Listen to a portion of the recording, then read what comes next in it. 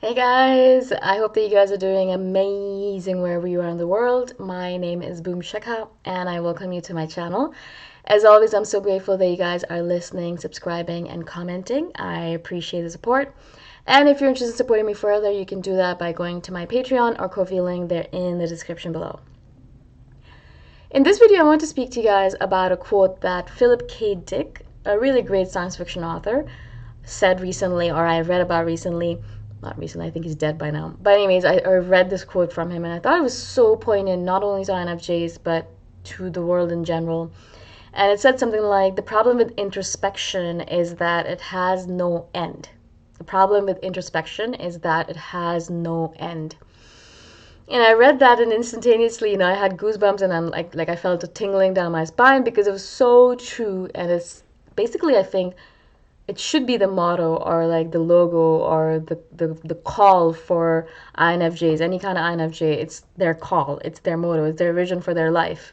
That is the reason why we spend so much of our time by ourselves, the reason why we're so alone all the time, the reason why we love to hang out by ourselves in our room, the reason why we get up in the morning earlier than anyone else so we can sit in our bed and we can just stare off into space, right? All of this is because we would like to spend as much of our time, as much of our limited time on this planet, thinking about the big questions of life introspectively, right?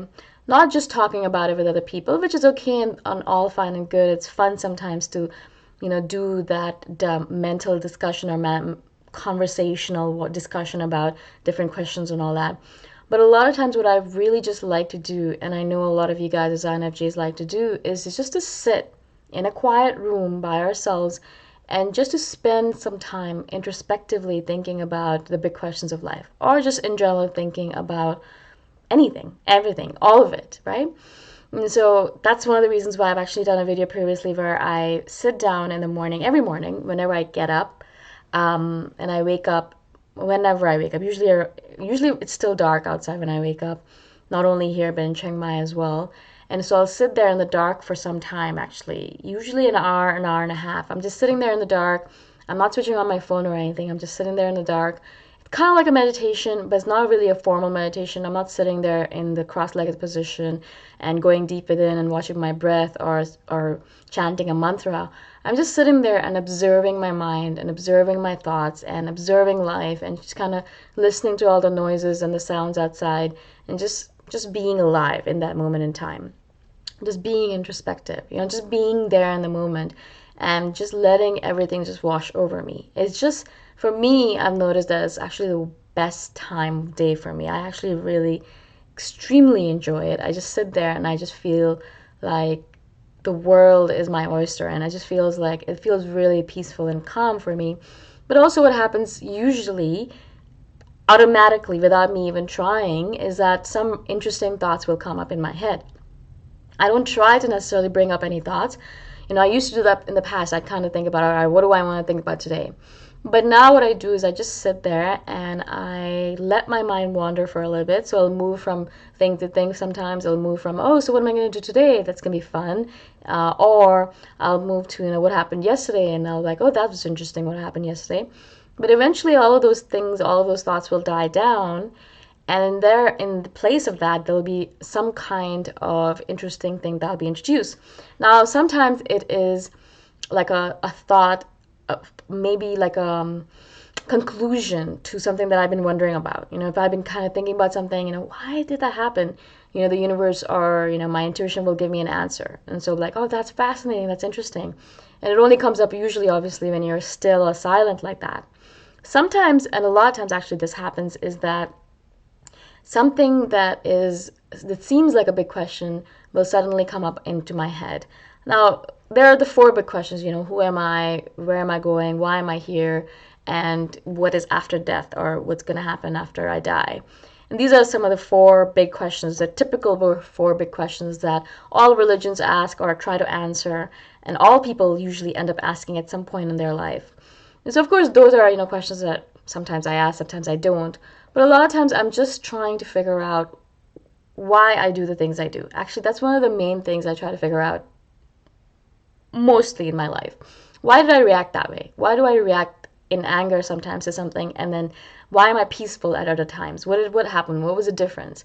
Why did I blow up at this person yesterday because they didn't give me my right change or whatever it might be? I'm just making up a story, obviously. But why did I blow up at that person but not blow up at this other person who did something much worse, right? So I'm always trying to kind of think about my reactions and thinking about, okay, why do I behave this way in this way with this person in this situation, and I behave like that with that person in that situation? What is the difference between the two people? What is the difference between me? How can I bring more harmony into my life? How can I bring more balance into my life?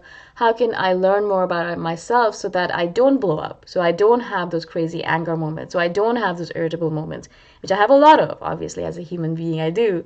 But I'm always trying to learn more about myself and to observe myself. And I find that these introspective, quiet, still moments, especially in the morning for me, and also before I go to sleep, are especially poignant in that. They are so useful because we can just sit there, and as Philip K. Dick says in his quote, there is no end to it. You could literally sit there, I could literally sit there for hours and hours on end, just thinking about things, kind of realizing, having some realizations, epiphanies, and my intuition telling me all these interesting things, the universe giving me signs and signals, sending me messages, telling me what to do next, what I should stop doing, things like that. And there's all of this stuff happening, all this information that's being poured into my brain, into my subconscious, and I'm just sitting there taking it all in, just happily, and I'm so excited for it.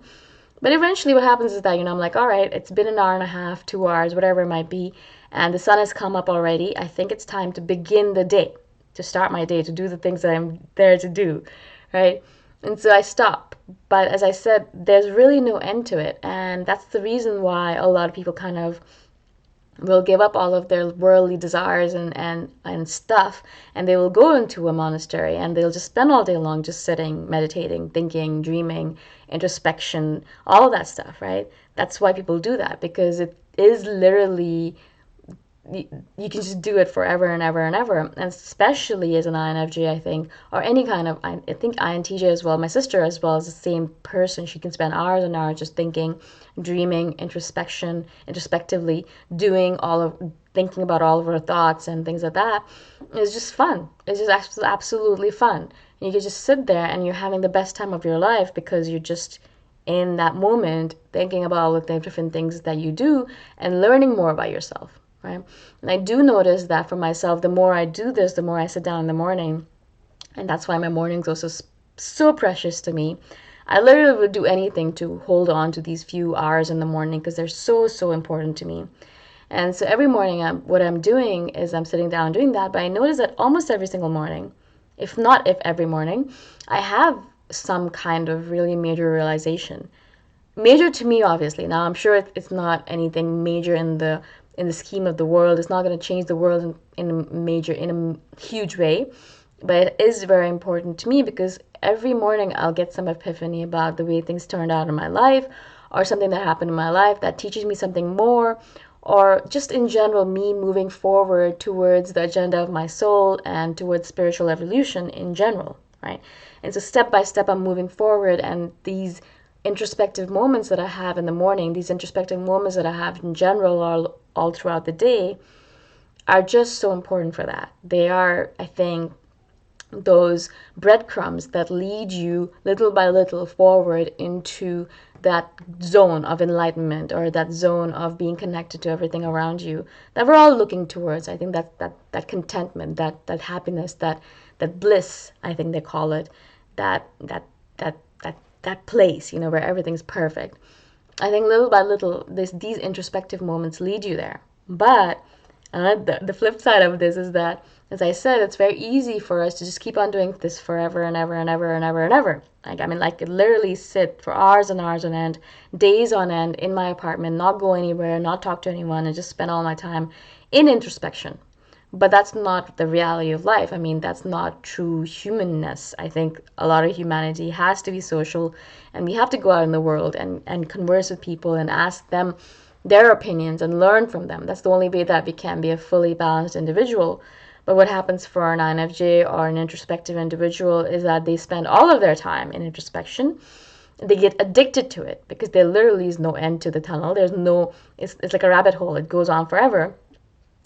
And so you just have to really stop yourself. And that's why I'm like, all right, 2 hours, I'm going to get up, I'm going to go do my work because it's important. If I don't, I could literally sit there forever. And I don't want to. I do want to balance it out with the real world living, you know, doing my work in the real world, going out and meeting people in the real world, having real conversations in the real world, and then coming back and having more introspective moments. I think it makes it more fun to come back to those introspective moments when I have gone out in the real world, and then I come back and I'm like cozy in my bed or cozy on my couch, and I just sit there and I let myself wander again, let my mind go to all those places and then get all those brilliant epiphanies.